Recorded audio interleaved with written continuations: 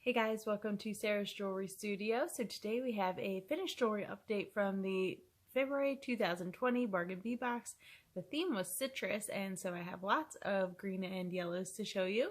And I have a surprise new piece for this month, so stick around and you'll see what it is.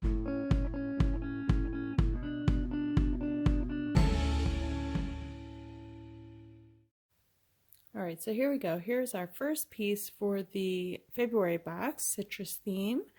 So you can see here we have some of the Millefiori beads.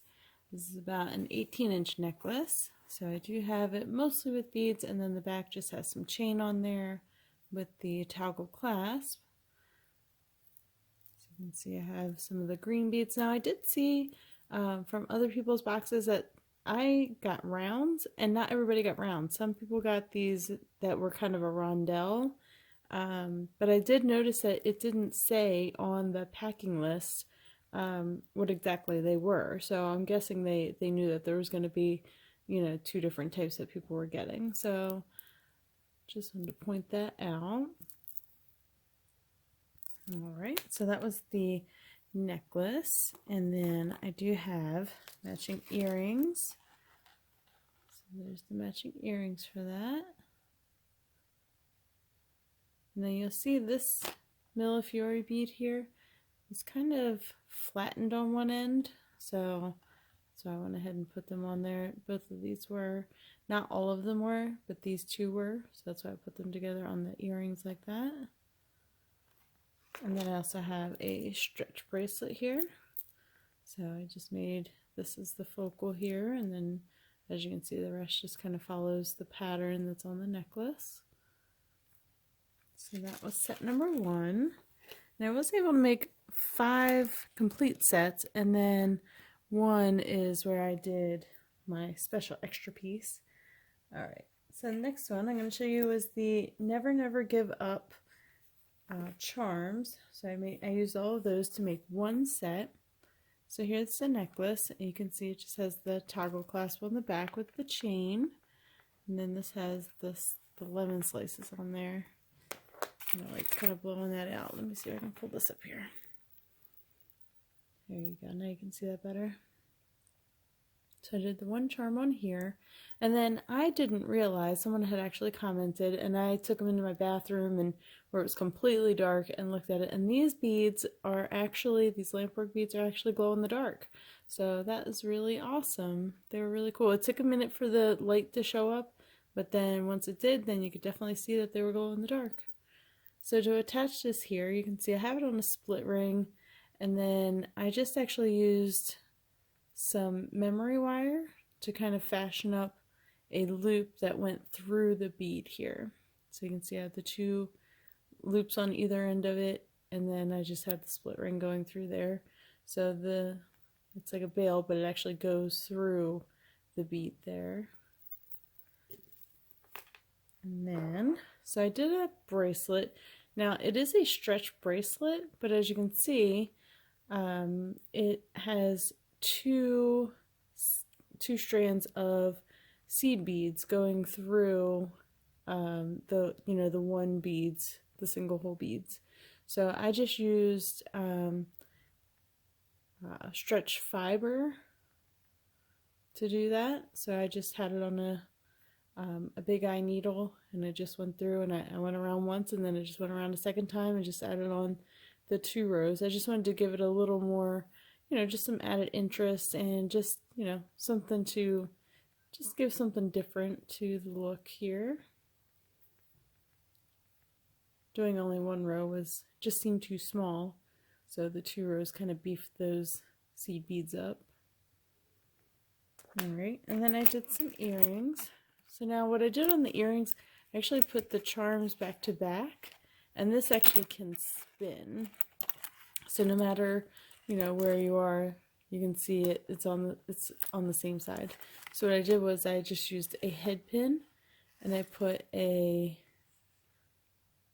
did an eye pin, and I just put a crimp on the end, and I just put it through this crimp cover and just attached it that way. And then I just added this just to kind of give it a little, added something. So that actually just hangs down right in front of there, but it just gives it a lot of movement. Just gives it a little something different. So I just thought it was fun. You can see that there. Alright, so that was the second set.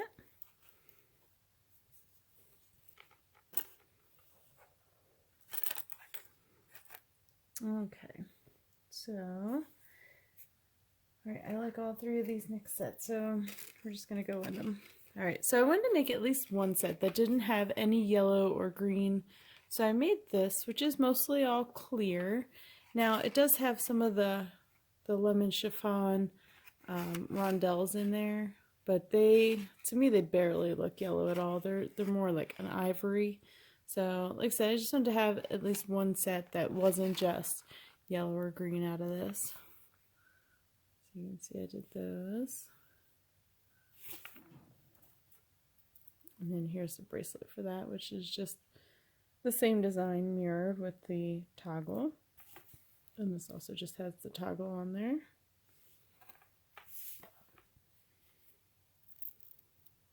So there you go. So that was the third set. Here are the earrings. Alright, so set number 4. So this is where I use the big pendant. So you can see it has the leaf charms here, and I just attach them up at the top through this hole here to make them be connectors. And then I add another one here on top of the pendant. You can see, again, I just used some of the memory wire, just kind of shaped that, put a couple of loops in there, put it on a split ring. And then again, this is just another toggle clasp. And then this has some of the English cut beads on there, and some of the spacers. And then for the earrings, I used just some like tiger tail kind of beading wire, and then I just did some wire wrapped beads down here. And then for the bracelet, so this is the first time I'm showing one of these on here. So I used 2 of the other 2 leaf charms, that was all of those, and I just put one of the English cut beads in between, and I just used an eye pin in there. There you go. And I just attached it in there. And then, so I got the spacers, same beads as on the necklace. And then what I did was I actually used a slider bead, and then there's the 2 little lemons. So this is actually an adjustable bracelet, so you can see it, you can slide the slider all the way down, and then once you put it on, then you just take the slider, you just slide it up. So there you go, and then they just hang like that. So I thought that was just really cute. I've been wanting to use these slider beads in a bracelet. I do have a tutorial that I'm going to make using those. So I got those from bbcraft.com, and I'm going to do a tutorial video using these. So there you go. So there's that bracelet. Alright, one more complete set here. And this has more of the Millefiori beads as well as the chandelier findings. So here you go. And this is the first time where I feel like I've successfully made a multi-strand type bead. Now some of them, like this, keeps sticking out to me. It just seems like it's not sitting right there. So this was a learning experience for me. It definitely took a while for me to get these all lined up the way that I wanted them to be, as far as spacing. So this was the first time I had done one like this where I used these and done 5 across. So it took a little time of working it out to see how I wanted to do it. And again, it's got the toggle clasp on there.